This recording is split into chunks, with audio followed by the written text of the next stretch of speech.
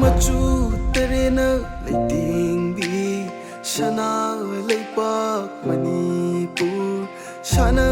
bagi lamjil da mingchat kaya purakli khanghal asi malem da tanam lasi wari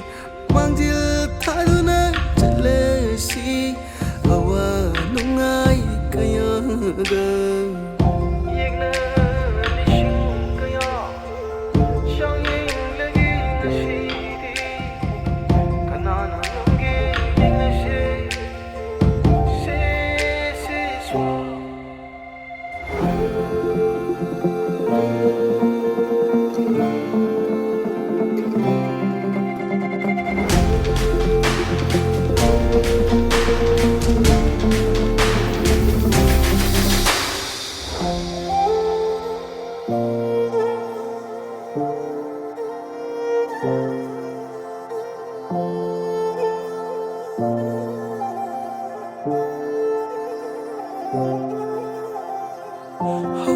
Hauro pari imum sing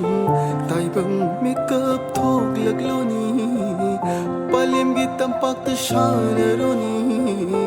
mingchat urung khelamu hai nai pane haya ne imane pari khoi thorak lo haurak lo